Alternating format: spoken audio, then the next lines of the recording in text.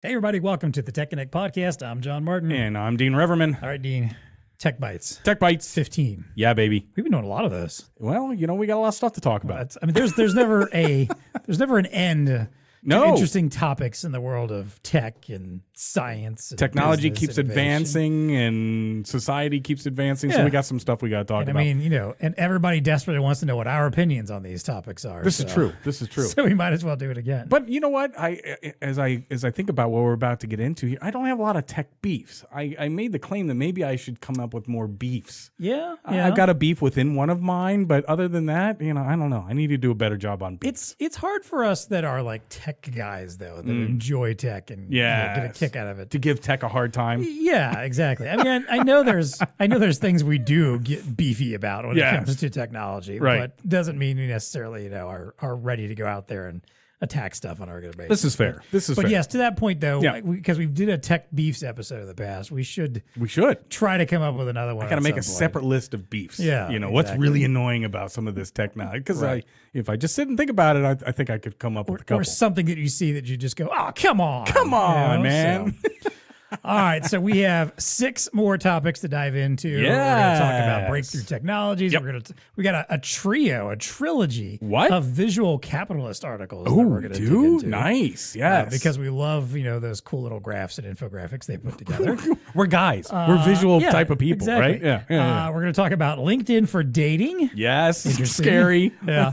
And also a little bit of a wrap of some of the interesting stuff that came out of CES. Ooh, nice. This year. Yeah. Very good. So, so good stuff to get into. Some good, interesting stuff that you can chat about in your next water cooler Oh, moment. and we or know you're your at the water customer cooler. I mean, we meeting. always refer to that, but Yeah. people are back in the office to a Maybe certain it's degree. more like the coffee machine. Yes, the espresso maker, Yeah. the Keurig. Yeah, exactly. Yes, Yeah, yes. the water cooler feels very antiquated at this point. Like, I don't When know. you're huddled around the Keurig, yes. Yeah, exactly. There it is. Or it's not even probably a water cooler anymore. Like, we have kind of one of those fancy water ice dispenser things. This is true. It's a little step up than your Yeah, the your nice old school big soft plastic crushed jug. ice. Oh Yeah, man, it's it's good stuff. Yeah. Absolutely. All right. All that plus our usual value to the bar. What's tech connected with us? It's time to plug in and get connected. Welcome to the TEConnect podcast. It's time to get connected.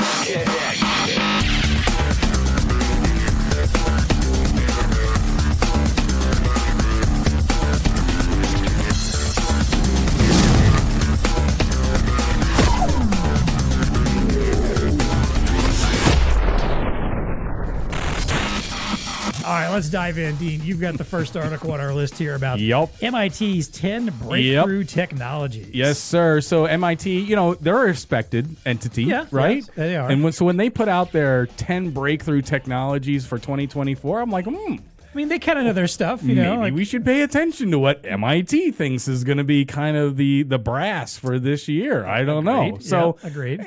So let's roll through some of these because some of them I'm like, and I got a tech beef on one of them. But Okay, anyway, all right, let's hear it. top of the list, AI for everything. Okay, everybody's talking about AI. That's at their top of the list. Of course, AI is going to have its moment in no-brainer. 2024. Moving forward, then they get into super efficient solar cells. Yeah, yawn.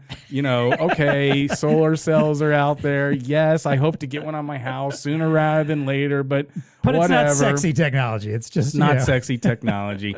Number 3, though, Apple Vision Pro. Here's my contention. I'm yeah. like, really? I don't know. I don't know that this is going to. I don't know that this is. How do they quantify it? Breakthrough technology. Come on. now. Obviously, it's it is the phone company. of Yes. sorts, making their play into Yes. the virtual headset world. Okay. I get that part of it, but and continue because you're. Well, I mean, it's I think just, you're following the same path I am here. Though. They refer to the fact that it has the highest resolution display ever made in a device. All it needs is a killer app, But if you put it on the list, that means you think it's really going to be that disruptive. And as wonderful as it may be from a coolness factor to wear for maybe a couple minutes, or even if you were into gaming and stuff like that, okay. People, we're not there yet, dude. We're not there where people are going to be massively walking around with Apple Vision Pros attached to their head. Are you wearing ski goggles? No. No. I'm not, and it reminds me. I'm gonna do a topical and yet also back reference here. The film Mean Girls, and I'm talking about the original. I haven't seen it. And the new musical go version ahead, and the yeah. Broadway version. Where Yeah, they, you know, I'm going to paraphrase instead of stop making fetch happen.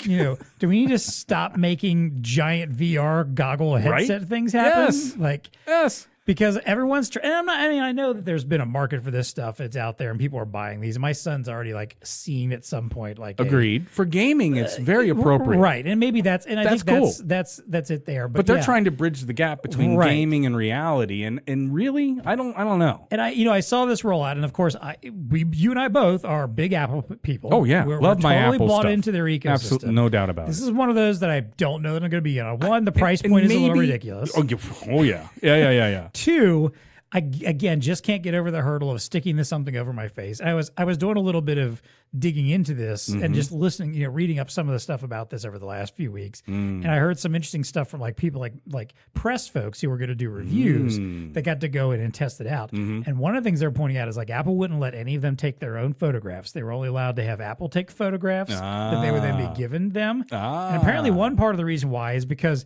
they have been very sly about not pointing this out, that there is an separate battery pack for these that is wired into the device. That's right. It's not built in, which the part of the point was as because the ones that are built in are much, much heavier and clunkier. Yes, right. They can get hot and uncomfortable. Exactly. So they didn't want that. They wanted them to still be sleek and lightweight on your face. Yeah. But it still has to have batteries. Yes, so of there's an course it does. external battery pack essentially that you've got to have wired in. Yeah. So all the photos that they're allowing to put out are not allowed to show that battery pack at all. I see. It's had to be like tucked I under did a not pillow. know that. Had to be See? behind the sofa.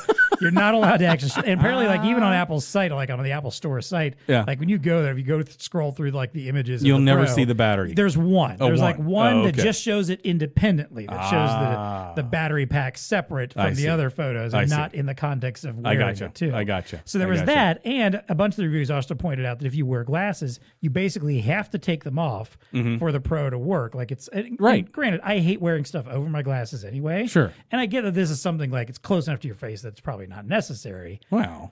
But again, I don't know. But also, though, we're talking about this. The Pro is supposed to have the whole like pass through thing. Yeah, where you absolutely. You can see what's through it. going on around See you. what's Like, going on around. Well, Yeah, if yeah. I'm not wearing my glasses, maybe I can see what's happening in there. But I'm probably not seeing what's happening out there. outside Exactly, of which there is at that point. conceptually wonderful. But did they learn nothing from Google Glass? I don't know. mean, I guess you I know, don't know. Google Glass flopped miserably because it had, a lot of these same issues. So why did they make such a big deal out of this and promote this thing? I don't know, man. I mean, as opposed to just keeping it in the gaming world for a while longer until they get all the.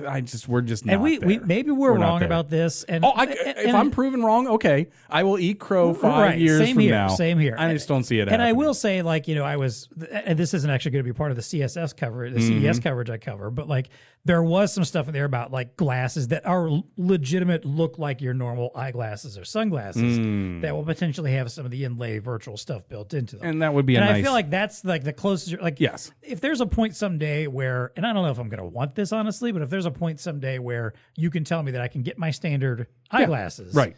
with that With the- built-in technology exactly. as potentially Yes, a part yes, of them, yes. and not something completely different, like a whole nother set I got to put on. Maybe I'm a little more interested then. But well, and I saw some use cases at NRF where that would be applicable. Yeah, you're right. In my everyday life, it's hard for me to imagine needing real-time information as I'm walking through the grocery store, even that. But I did see some use cases where people are on a warehouse floor or doing picking or mechanics, where they need to see a little bit in depth onto whatever they're working on. So there, I think, are I could some. see like some good accessibility features, For sure. like instant For sure. translation, like for Why can't we start languages, there? Let's start there instead of this big know. ski goggle looking thing that's gonna rip. And why did it make MIT's list? Come on now. I mean, I guess because what was this list called? The breakthrough technologies. Breakthrough. All right. Well, Breakthrough now. I guess if it was like just the interesting technologies we want to keep an eye on this year, I would get that. I don't know that it's going to be breaking again. through. We might be wrong.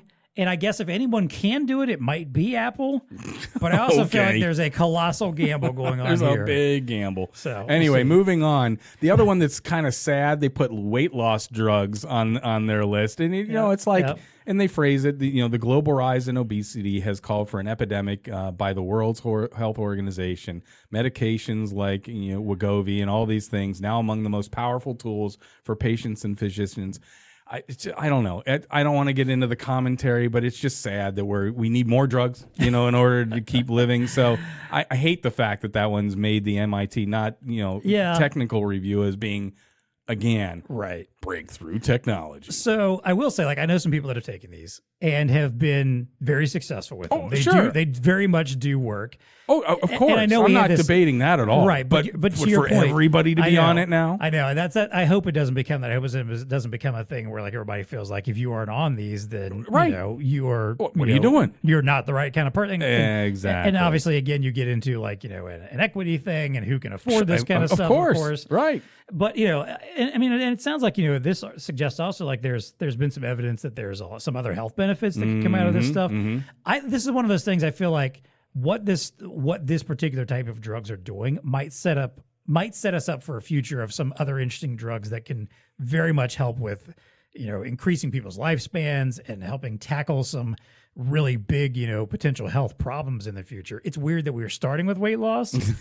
That speaks a little bit to the vanity of, of where we are as a society. There could be some great benefits that come out of this, but I also wonder, is there going to be some huge downsides that we're going to find out about? Could be a decade down the road. Could be. Too. I mean, anything that they're trying to push for everybody, I'm wildly exaggerating, but that's seen as being used by everybody. Ooh, I don't know. Man. And I think that's it, because it's gone from something where, I know some of these drugs were initially intended for diabetes folks, and there were some issues around them getting access to them when this became popular. Right? Yeah, because of scarcity. Your doctor's prescribing this in order to save your life kind of context, great. But if it's I want to shed a few extra pounds so I can, because somebody in LA or you name it, because the influencer on TikTok or whatever, told me that I need to do this to look beautiful. I ain't got no patience for that. Chiplets was on here, which I thought was pretty interesting. It really wasn't on my radar, but I'll give them that now that I've learned a little bit. These are small specialized chips that can be linked together to do some things that conventional chips do. So everybody's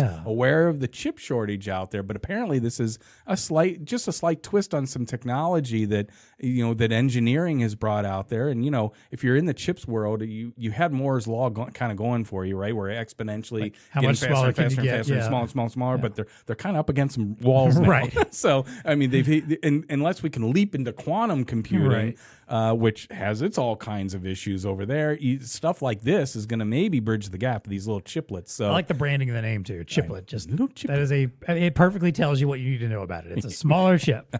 The last one that they'll kind of key on here is exascale computers, or exascale computers. These are just again these super fast supercomputers now coupled with AI.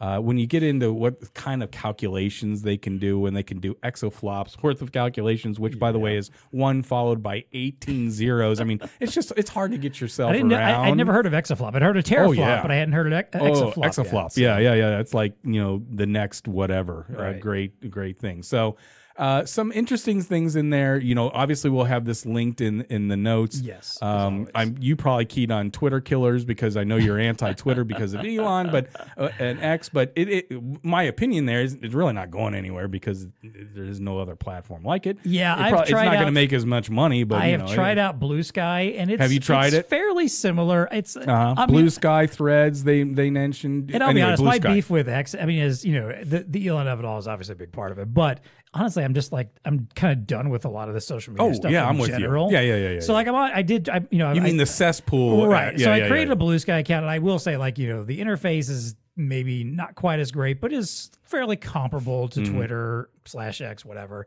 And I think there's potential there, but at the same time, I'm also I just don't enjoy these as much as I used to. And maybe that's going to be a trend. I think everybody's kind of there. And we'll get into that on my LinkedIn article coming up here about the dating. But there's some atrophy happening. It just, people just generally, understand what social media can do for the good, but really what it can. Exactly. The cesspool that it turns into. Exactly. But anyway, so you got companies that failed in China? Yes. So this is, like I said, we got you and I, when we sent each other, here's all of the stuff we want to talk about for Tech Bytes this week. we had 3 visual capitalist articles. So we're going to do those here, 3 in a row, a little mini trilogy. This first one is actually from 2 years ago. I was literally finding some old emails of newsletters I've signed up for and digging through them, like, hey, let me find some interesting articles in these. All right. So this might be slightly outdated, but I think it's, fairly still relevant. Here. Yeah, still relevant. So basically they create this interesting chart, visualization of American companies that failed in China. And they basically, put them up for lifespan of like how long they lasted. Well, the longest lasting American tech company in China so far has been Yahoo. They actually made it 266 months. They were able to run in China from September of 99 through November of 2021. So they've had by far the longest run. So when you say, just for clarity, you're saying that Yahoo went in, opened their doors, and China basically let them operate as Yahoo without shutting them down or coming up with their own version or kicking them out, basically, right? Right. But in essence, the caveat there, though, is that for some of these also, as some of them did come up against the issues of China, with censorship, with, wanting access to their data, the stuff that caused them to end up leaving is a lot of that is because of those restrictions. Got it. Yahoo just managed to last the longest. And they said their China expansion was followed by a 2003 acquisition of a local tech firm, 3721, and a $1 billion investment into Alibaba in 2005. That's basically what kept them rolling. But even that much time, even for as long as they were there, they still couldn't last and have now been defunct for a few years there. The only other ones that have even come close, Amazon got to run there for 178 months from 2004 to 2019. Of course, there's a lot of stiff competition. So there's no Amazon in China now? No, because Amazon has a lot of, again, Alibaba. One of them. Yeah. They've got a couple other big online retailers like it's at Joyo.com and JD.com. Actually, Amazon got in by acquiring Joyo, and that's how they kind of put their foot in the door there. But they still couldn't make it either. Some other companies on here that, lasted. I think one of the funniest ones here is Forever 21, which apparently has had 3 separate attempts. At least, again, as of this writing, has had 3 separate attempts. The last one was as of August of 21, or as of 2022, I guess, when this article came out. February 22 was still ongoing. But apparently they tried first in June of 2008 and shuttered it literally a year later. Okay. Started up again in December of 2011. A couple years later. Actually managed to last 8 years that time. Almost 8 years that time. Again, got stopped again for like another couple years, came back in late 21, and theoretically are still going. I forgot, I was going to look up and see if they still Is it worth it at that point? I don't know. I don't know. I guess they're making that decision at Forever 21. What's going on with that one? Now, we know a lot about Google. Obviously, we've heard about their very public battles with China. They only lasted 50 months. And there was some censorship disputes. And apparently, China actually did a state-sponsored hack on them at one point.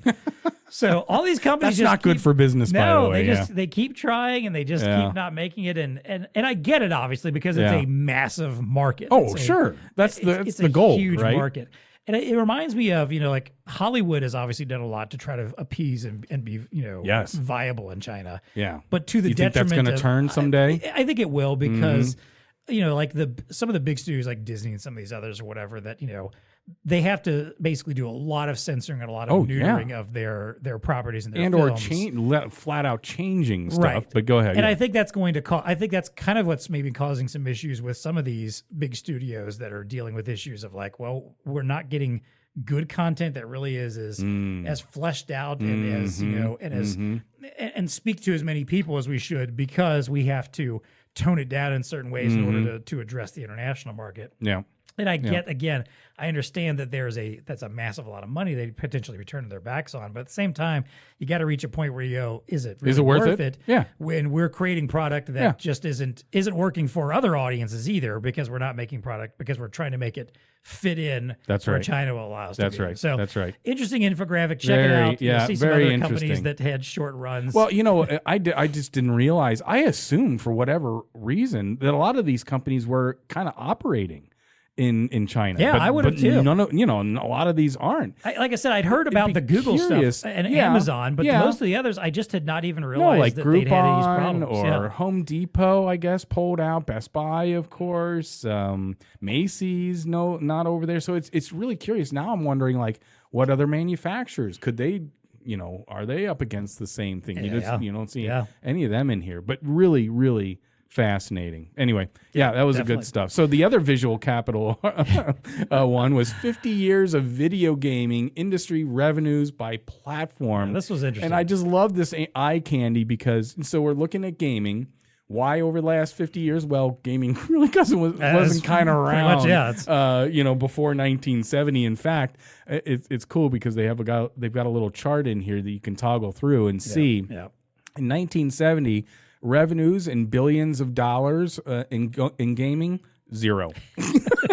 1971, probably around $1 billion, and then and it just slowly grows, a couple billion here and there. Yeah. But really, the explosive nature happens in the last, I would say, 8 years. So from 2014 to today, it went from a $90 billion, using round figures, $90 billion industry to $180 billion. So even though it's been around for 50 years, in the last 8 years, it's doubled. Right, so, there's commentary number one. I guess we're getting way more. And then if you look at where it's happening, and this is the visual candy. I think this was the really interesting part. That you really have to kind of get into. When you look at it, arcades used to be the bomb. Oh, yeah. If you were in the 80s, like I was. Peaked in about 82 to 85 or so. In the early 80s, I remember arcades, and that's where I dropped quarters. Atari and television stuff was out there for home use, but it wasn't even comparable to playing you had to be rich. Arcade. I mean, normal people were not playing those kind. Everybody went to the arcade. Right. That's where you played your Pac-Mans of the world and stuff like that. And I just remember that. And then they qualified as handheld, which I don't know that I understand. I think that's more of like the Game Boys and like the actual handheld like mini consoles of sorts that were but those have died off. Right, because they're even not, though we still have things like the Twitch. Or not the Twitch, the Switch. But the Switch is still considered as a console that has a mobile feature, has a handheld feature to it. Isn't it curious, though, that consoles have remained very steady since like 2000? Yeah. About $30 billion a year. And I think a lot of that is, we get these new iterations of consoles that have, the kind of high-level, high-tech, high graphics gaming that you cannot replicate on mobile still yet necessarily. Or get a computer that's fast enough to do it, right? And I'd say also, especially in the last, let's say 5-6 years or so, the rise of Twitch, which is like the gaming streaming platform. Where you can watch. Yeah. Right, which it was built basically, it was, there's a lot of other stuff you can do on Twitch, but essentially it's become the hub for people to game online and stream and show it off. And there's a whole influencer culture around that. So I guess that's been a big part of what's kept a lot of these consoles alive. Because because I think the fascinating thing there too is even when you look at these consoles, if you recall, like over the last few years or so, there's been like massive like shipping shortages and enough quantity, supply chain issues for like the PS5 and the last couple iterations of the Xbox, and yet despite that, it's still an incredibly lucrative market, even though they've had some troubles getting some of that stuff out there. So so kind of looking at some other takeaways here, obviously PC kind of grew into it. Arcade's still there, very anemic, but they're still out there. But the really big winner here is mobile. Oh yeah, look at mobile. Yeah. From like nuts. 2007 on, it's crazy. It represents $101 billion today of the gaming community. So what do you think are those games? Is this Candy Crush? It's that kind of stuff. And in fact, our next one we'll get into a little bit of that. Is that what this is? Yes, that now on your phone you can get all these little games. Yep. It's your solitary mass appeal mobile games that people are playing on their phones. All right, like killing time or whatever. Exactly, and they're spending $10 to get more gold coins. Yeah, and they can do whatever. The with monetization stuff going on, and plus you get into stuff like look at that number though, dude. That's huge. Oh yeah, I would never have guessed that. I would have flipped mobile with consoles. This is how little I know about it. I mean, I would have thought that consoles or PCs would have been the biggest number of where the gaming's happening, but no. I mean, mobile just crushes it. Yep, crush $100 billion compared to a combined in the PC console market of $70 billion. So even if you combine those two, you're still $30 billion short. Anyway, you were going to say? Well, I guess it's when you get into this stuff like I don't know, like I'm trying to think of some of these newer games that are on mobile now that I can't. They're off the top of my head for some reason. I can't. Okay. I can't think of the names of some of these. These like massive multiplayer online battle games and stuff like that. You know. That are just drawing like a maybe it's Roblox. In. It's Roblox. Roblox my is daughter plays that again. Our endlessly. We'll talk about it. Roblox is one of the top mobile gaming apps that's out there right now. So I think that's a big part of it. And I guess maybe also too there's a lot more mass appeal I guess there because it's a lot simpler to just everybody's walking around with phones. Yes. Right. So not everybody has the latest and greatest, console in their household anymore. Not everybody has, PCs that are built for gaming. That's very expensive to put together a gaming PC, and most people don't sit around, and that's the thing they do on long periods of time is sit around gaming for hours on end. But mobile games are something that everybody probably has one or two on their phone. This is true. That they are just, so when just they're think sitting of the waiting scale in is line, what you're saying. Yeah, when they're bored or something, and just pop it out and just start playing a game. Everybody does that. Yeah. I was just on planes. And I'm playing solitaire, wasting time, and then I look around. Everybody around is doing the same thing. Yeah. So exactly. So anyway, that's a cool link. Go look at that chart, and you'll kind of see how that relates. But you're saying interrelated. Yeah, interrelated. Yeah. Visual Capitalist also put out in November their ranking of the world's most popular apps by downloads. This was as of 2022. I guess from the year 2022. By millions of downloads. Okay. Now, is this a global number or is it world's? Yeah, world's most popular. Okay. Yep. These most are global. popular apps worldwide. Because there's a lot of stuff in here that I'm like, I've literally never heard of this because they're more popular apps in other countries potentially. So basically, they broke this down. I like the way they set this up. Again, Visual Capitalist always makes cool little visual appealing, graphics here. So they set this up by grouping these apps into different types of apps, like entertainment, social, shopping, games, etc. And then essentially within each of those, breaking down what are the tops. Now, obviously, the top overall in 2022 was TikTok with 672 million downloads worldwide.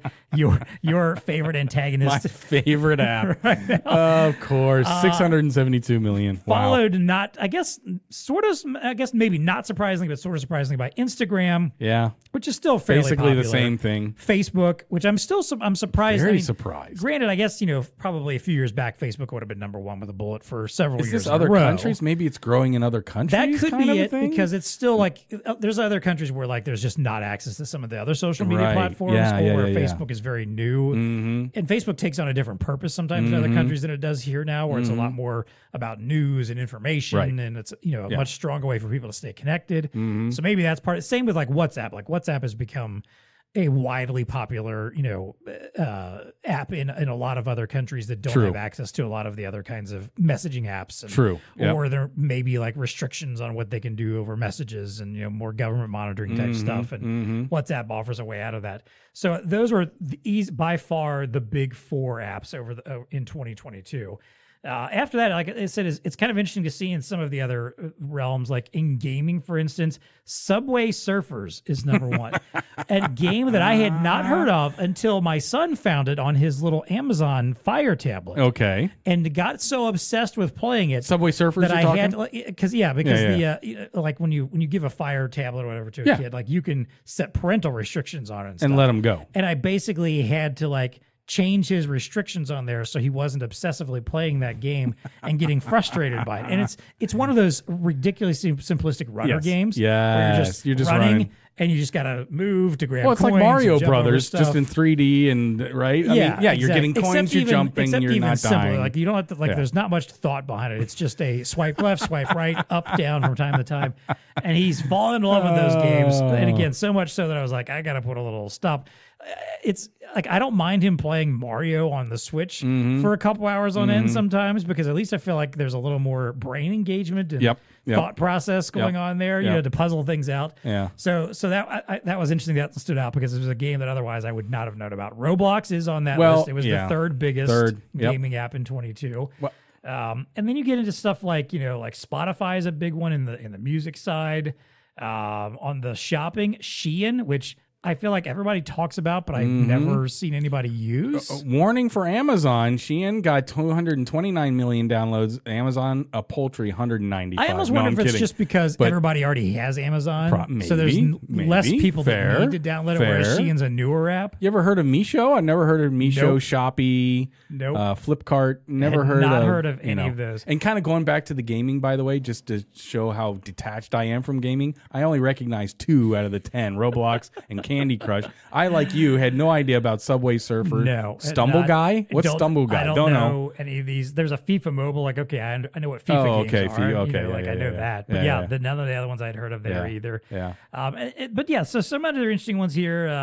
Google Maps and Uber showed up high on the travel list with over 100 million downloads each. Yep. They even break down like crypto apps. They've got dating apps, which these dating apps, I had not heard of I don't think a single one of these. There's the dating apps. That's the ones in red over here. Okay, I see it. I'm sorry, that's not, the red ones was health, which I hadn't heard I was going to say, either. Sweatcoin is a dating app?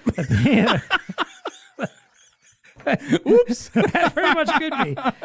Tinder is at the top of the dating apps. I see it now. I had heard of that, but some of the other ones I wasn't aware of. Never heard of them. Some interesting pay ones, like something called Phone Pay, which is Phone PE. I'm assuming that must be a foreign payment app of some sorts. So check how do these we out. not know about those? We live in this industry, I right? know. Check these out. There's some very interesting stuff in here that you may have known, not known about. Of course, the entertainment side, outside of TikTok, you've still got Netflix, which is high up there. Yep. YouTube, Disney Plus. Amazon Prime, HBO Max. So I'm going to go into food before we leave this. I'm going to go into food because I found that surprising. McDonald's 127 million downloads compared to Starbucks only 34. That's a good point. McDonald's had 4x what Starbucks has. I wonder if, because I know McDonald's had a huge push with their app for a while. Like, where like every time you roll up into their drive-thru. Do you have the McDonald's app? I do. I use it for. Okay. I do use it for ordering. Like sometimes if I want to pre-order, and it's mostly because of the rewards program. Because they got a pretty lucrative rewards program. If you and I don't even go to McDonald's a lot. But Yeah, it's you one of get those free things, fries, free drinks. Yeah, you buy pretty a few easily. There's always all kinds of deals they'll give you, and you get rewards that build up fairly quickly. Well, they're and dominant. I think they made a big push. They are dominant. I will say I was surprised though to see Uber Eats on here, the second place one after McDonald's. With and in this grouping they have here, you don't see DoorDash. DoorDash is there, right next to McDonald's. Oh yeah, that's right. That was there. My bad. But okay, so I was a little surprised that Uber Eats was higher than DoorDash. Yeah, I've never used Uber Eats. I DoorDash downloaded all the it time and used it maybe once or twice and didn't find it as useful as DoorDash. But maybe it's one of those things. Maybe Uber Eats has a bigger foothold in other countries than they do here. So I don't know. Kind of fascinating. Anyway, check TikTok, it out. Still find out where your favorite app, if it falls on here, or, and I'll be interested in this. I want to make a point of trying to find if hopefully they put this out again for 23, so we can see how much stuff has changed this year and what new apps suddenly rose to the top. Yeah, it's like an ongoing. Exactly. That we weren't expecting. All right, Dean. What do we got next here? We got some. This is what we're talking about LinkedIn for dating. So, I mean, I heard about this and I was like, wait, what? Because I fully admit I am not in this world. I've been happily married for 8 years. So I'm just detached from this world. But apparently the hottest dating site today is LinkedIn. And I love the way that they Marco just threw a fist up in the air. He's like, yes. he agrees. People are mixing business with pleasure on job site. What could possibly go wrong? I love that subset there. And so I was like, what? I mean, this was just such a shock to me that, I'm like, I wouldn't have even thought to do this. But after you read this article, I get it now. Because, it makes a whole lot of sense why people are utilizing this. But just a couple things to throw out there just to kind of prime the dialogue here. Pew Research did a study in 2023 of U.S. adults, and now these are, obviously folks that are using apps and in the dating scene. Nearly 1/3 of the respondents said they had used online dating sites or apps at least once. So think about that. Nearly 1/3 of all U.S. adults have used some kind of dating app. So they're being used a lot, right? More than half the women who use the apps reported to feeling overwhelmed by the number of messages they had received in the past year. Yeah. Not shocking. I mean, I can't even imagine women being on these dating apps and just getting hounded by an inordinate amount of men. While 64% of men said they felt insecure from a lack of messages that they were getting. So, I mean, it kind of feels like the same at a bar. I don't know. Like, I don't know. I'm not going to go there. But anyway, it's like, okay, so I get that. So basically, dating apps have got the same issues as the real dating world does. Yeah, absolutely. Exactly. So another survey then that looked into this now. Everyone now, let's pivot over to LinkedIn. Everybody uses LinkedIn differently, but apparently, obviously, people are using this as a dating app. In a survey from last year, respondents agreed in May, Passport Photo Online asked 1,000 female LinkedIn users in the U.S. about romance on the platform. The survey wasn't strictly scientific, but an overwhelming 91% of women reported receiving romantic overtures or otherwise inappropriate messages on the platform. So, do there better. you have right?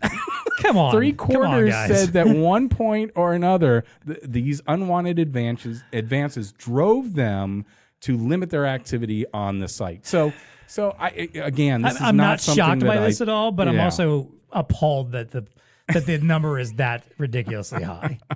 91% of women have received some type of romantic overture, while on LinkedIn, it's like, okay, I mean, I guess that makes sense too, but man, it's like, I had never really even thought about this, and it's going to have some negative impacts, right? I mean, if it turns into this, what do we call it? De facto kind of dating app. Well, a lot of the women are just going to leave, because we already learned that through the apps that in the aforementioned survey where, they're inundated with messages. So now if they're trying to use it as a professional platform, but getting inundated with overtures, and I thought the article did a really good job of setting up some use cases of, I totally understand why people are using it, because I guess one of the main advantages is, well, okay, you can actually see people's real world life on this. You can't lie. You shouldn't. Well, it would be. You could, but you yes, could, but it would be harder, really much more as opposed to a dating app where you can create like a fake kind of persona that you're looking to get a certain type of person or whatever. But if you're on LinkedIn, you're pretty much telling the world, what your professional career has been, and people can see what you've been doing. So there's a little bit more authenticity there. And so if you see somebody there that, this is the type of person I would be attracted to. And then there's, the stories about how people do that now. And so it's like, maybe they'll DM them around a specific business need. Like, hey, we're thinking of hiring somebody and you look like a pretty good fit. Would you mind and then that turns into. That's the part that pissed me off. I read that. A couple of discussions later, it's like, oh, you want to go out on a date? Yeah. Hey, sorry you didn't get the job, but would you like to hook up? Right. Yeah. Anyway, so I can see you're a little disgusted by this whole thing. Did you know this was happening? I didn't. I mean, again, for, I guess, like to your point, a good you reason, and I because are on I don't. The wrong, right. But here's the thing. I also feel like if I were single, I don't know that I would have ever thought of LinkedIn as a place to go. Yeah. Like, I understand the idea of meeting someone at work. I mean, I met my wife through work, and I've dated other people that I've met because I worked with them at some point. I mean, I get that as a place where people sometimes meet, and that's where you build relationships because you spend a lot of time with them. I understand that stuff. Well, and I don't think that's it can be an issue, but I don't think that's a problem. But I think now this is a weird, interesting extension of that where,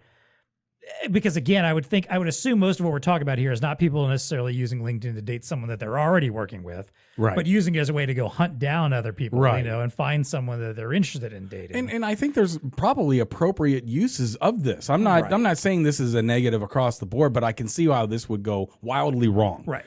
I mean, it's one thing if your meet cute story is, oh well, we connected on LinkedIn because we were in the same business world, and it turns out we met each other, fell in love. Like, great. That's awesome. Good, great, cute story. Yeah. But if the goal is, well, I'm going to get in here and I'm going to create my account and I'm going to go hunting and I'm going to connect with 100 people, and of those 100 people, I'm going to DM 10 of them. I know. And, check out all their profiles. Oh but that's also like the other thing of that too. Like, and again, this is where it becomes almost then no different, indistinguishable from a standard dating app, right? Where it's all about putting the best version of yourself, trying to put the best version of yourself out there. Like, what is the best possible headshot picture that I can throw up there that makes me look hot?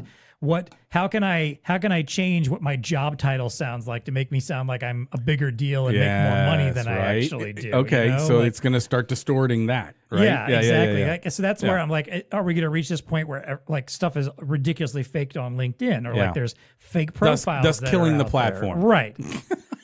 Man, I swear, just leave it. Or leave it to people that are just desperate to find someone to go out on a date with. Love has made people do very strange things. Whole countries have gone to war. Right. And let's be honest. Love. And let's be honest. We're also mostly talking about men here, because again, of course we are. I don't think it's the women that are going out there. Of course we are. And using this for the ill purposes. No. It's the dudes that are going. It's the dudes. Well, yeah, I laid that foundation. I'm gonna, it's mostly the dudes. I'm gonna take an informal survey around the office and ask some of the ladies in the office and be like, "Hey, I think you'd be shocked at what well, that's just it. Because I have a feeling that I would as get a lot another of that. anecdote, I talked to my middle daughter who's 21, and she'll say all the time, "Oh, I get DM'd all the time on you name the social platform about doing various nefarious whatever, even sexual advantage." It's constant on there, and she laughs it off. But it's like, okay, well, I guess it's an attitude you almost have you've gotten to have, callous to it, I guess, to a certain, but it's still wrong. It's still.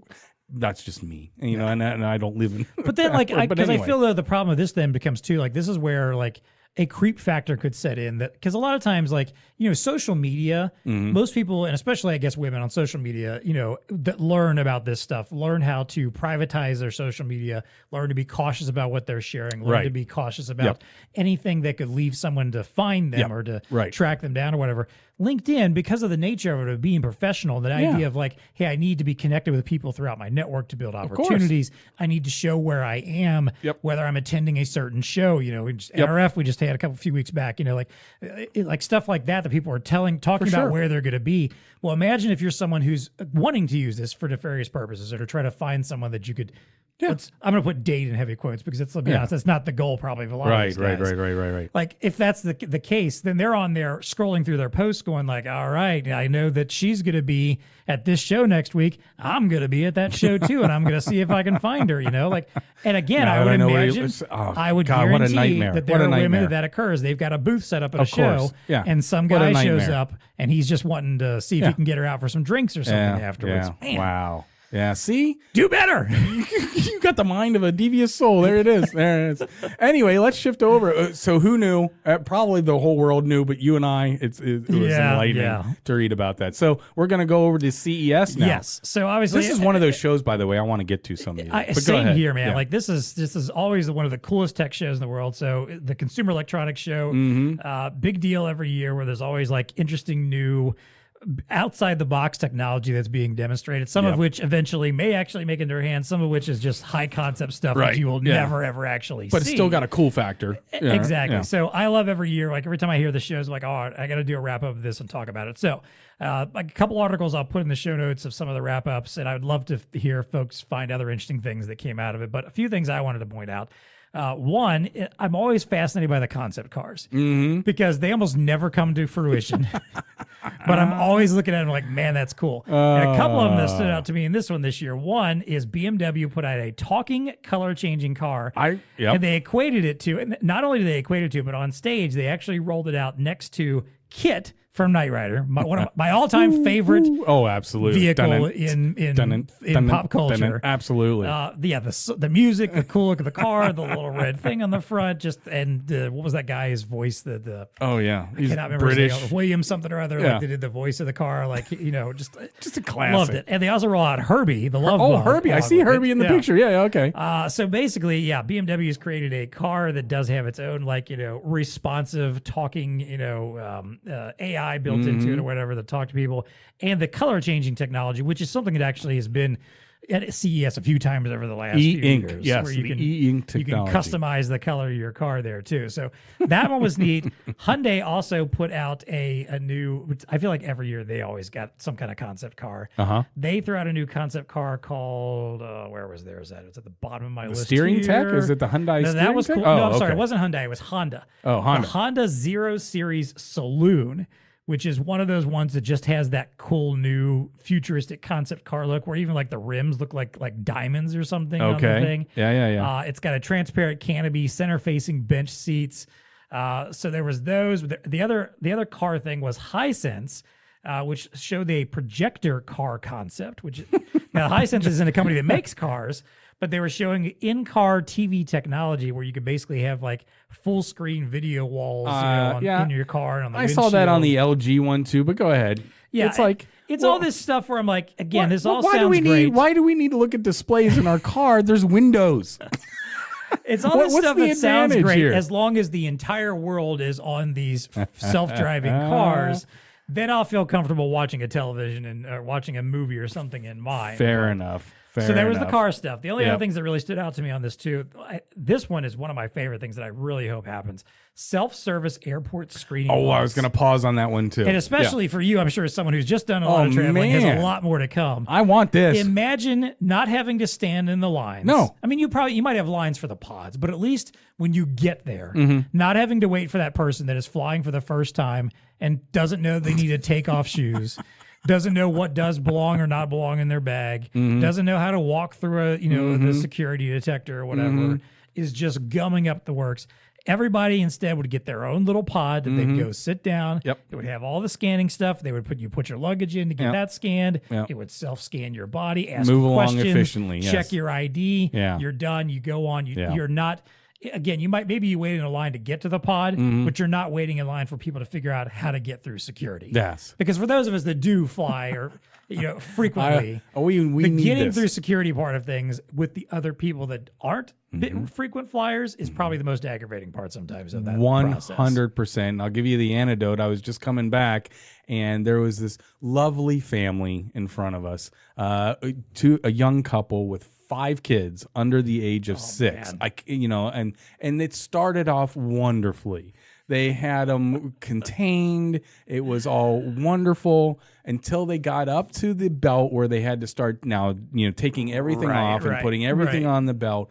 And where did the meltdown really happen? When the littlest one had to give up the blanket to go through the belt. Oh, I mean, you could have just started. Come on. Could have started the blanket, that's fair. You could have started a nuclear war and nobody would have known about it because this kid was like just going ballistic. That lasted awful. Because I was going through customs. That lasted for the next 20 minutes. Anyway, these pods look wonderful though, and they're kind of implementing a little of this at CVG. Have you been through lately? Not on the in, but on the out. When you get off the plane.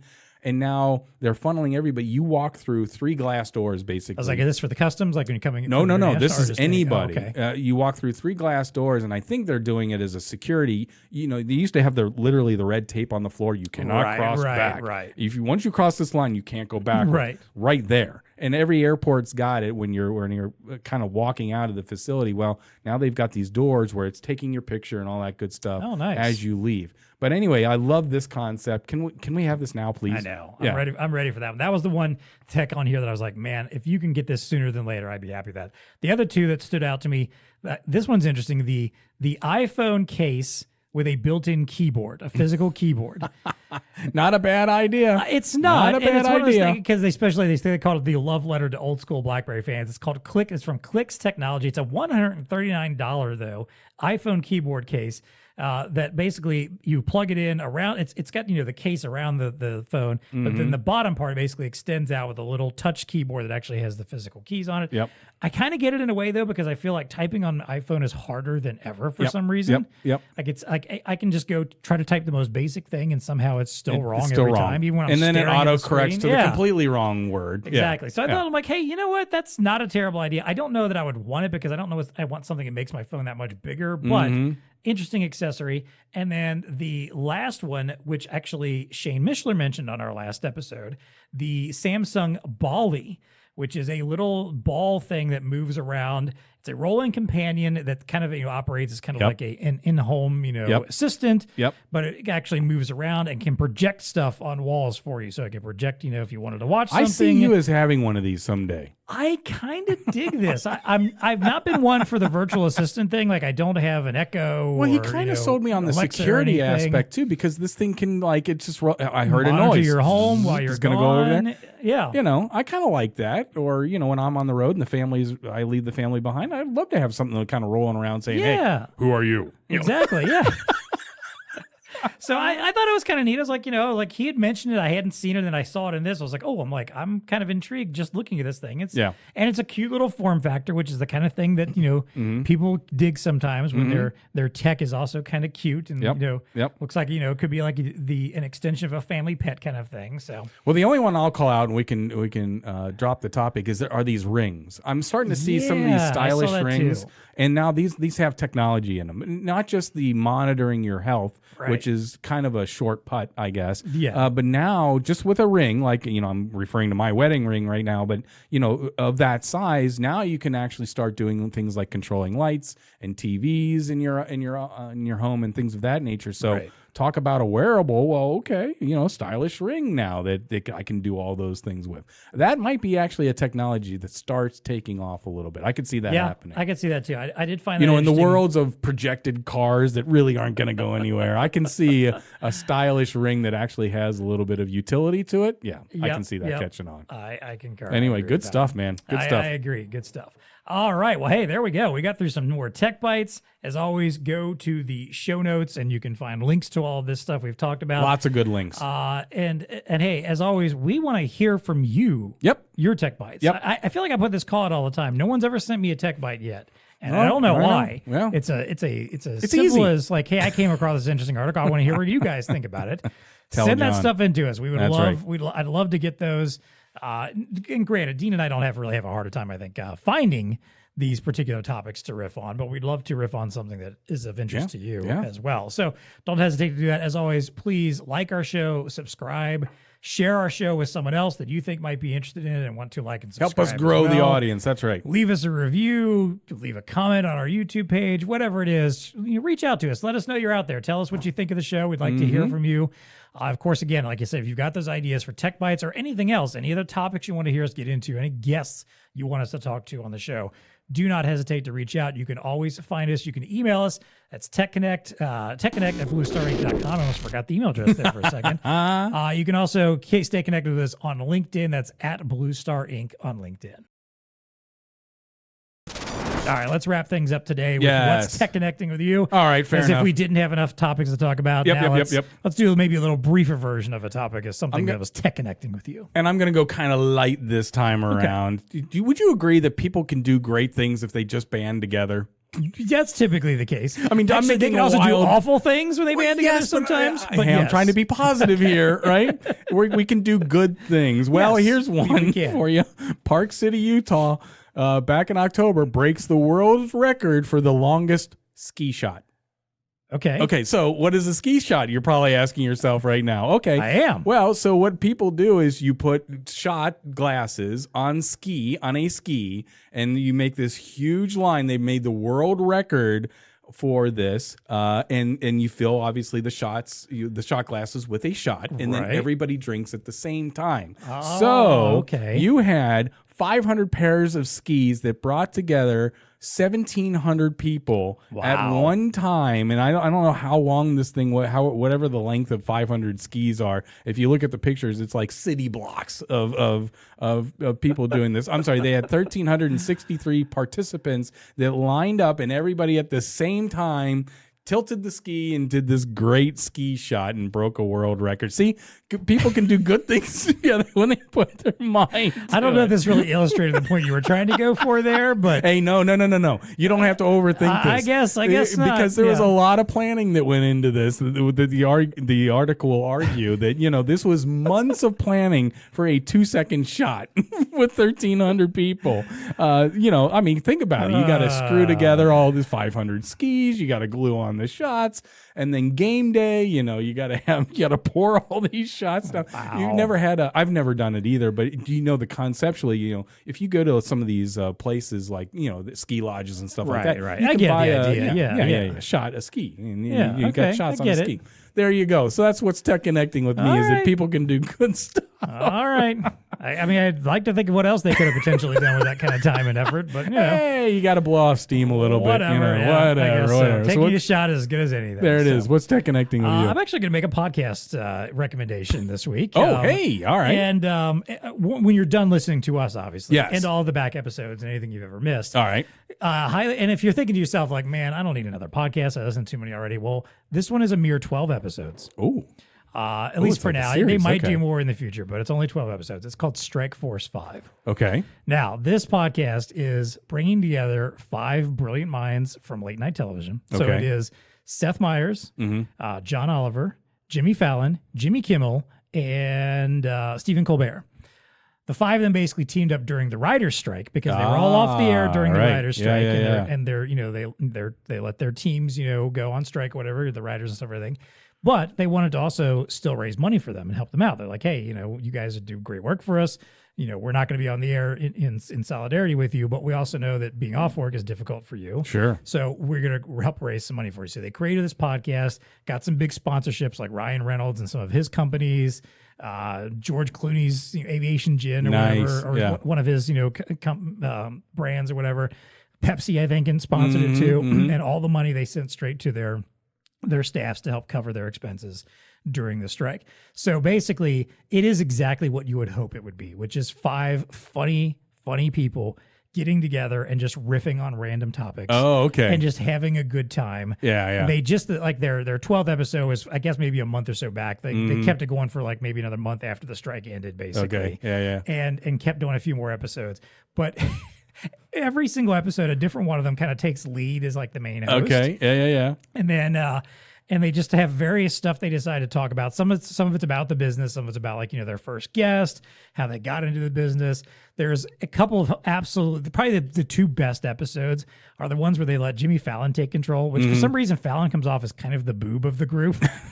And I don't know if that's one of those, like, him playing the part, or if it's just who he is. Yeah. And like his thing is he decided to do this thing where he pulled all of their wives. It was like they called the Strike Force Wives episode, where he sent like a poll to each of them, just asking them questions. And the problem is he botched this so badly, where it was supposed to be they were supposed to answer the question of what they thought their husband would say, and instead half of them were giving answers of their responses. Some of them didn't quite understand the way he was asking. He botched this so badly that it made for absolute comedy with them trying to not only figure out the quiz, which just was a disaster, but also just making so much fun of Fallon for how he put it together. All right. So it's Strike Force 5. Strike Force 5. Right? It's uproarious. I looked it up as you were talking. Again, there you go. it's only 12 episodes. They're about an hour each or so. There I you guess. go. Yeah. They had some good guests along the way. David Letterman. Yeah, I saw that. Yeah. Yeah. I think Jon Stewart was on one, who, by the way, was recently announced as going back to The Daily Show one day a week, apparently. Interesting. Okay. So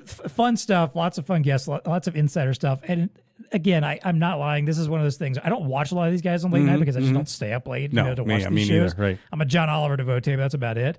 But, listening to them, I cannot tell you how many times I did quite literally laugh out loud, whether it was when I was working out listening, in my car, doing chores around the house. Yeah. I have not laughed this much at a podcast in a long time. Oh, and good stuff. every episode is filled with chuckles. There you go. That's some good advice right Highly there. recommend it. Yeah. That's what's TEConnecting with us. I like it. Okay, so that's it for us. Again, send in some tech bites. Until next time, tell us what your breakthrough technologies are. Absolutely, yeah. If you try out the Vision Pro, tell us what you think. I can't wait until I see somebody wandering around wearing one. That's going to be entertaining. That'll to me. be, Or sitting in it's going to be like in an airport. You're going to see somebody sitting in the airport using them, or in a restaurant or something, ignoring their family. I don't know. Go play some fun video games, download some apps, and I guess maybe find the love of your life on LinkedIn. What? Marco, you work on that and get back to us, okay? Yeah. And as always, folks, please stay connected.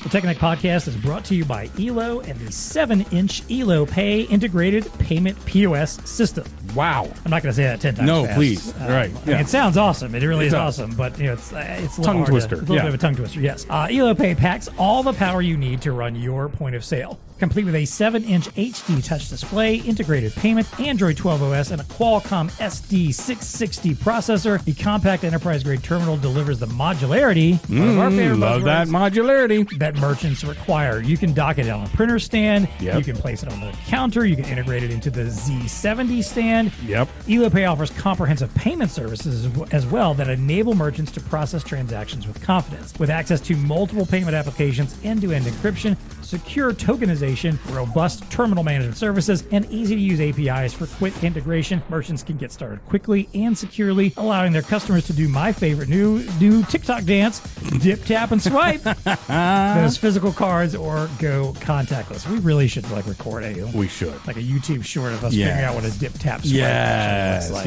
yes. And we'll owe it all to Elo. There you go. EloView device management, essential edge enterprise support, and Elo Care protection. The Elo Pay 7-inch POS system is ready to deliver on your customers' needs. Contact the BlueStar Elo team to learn more.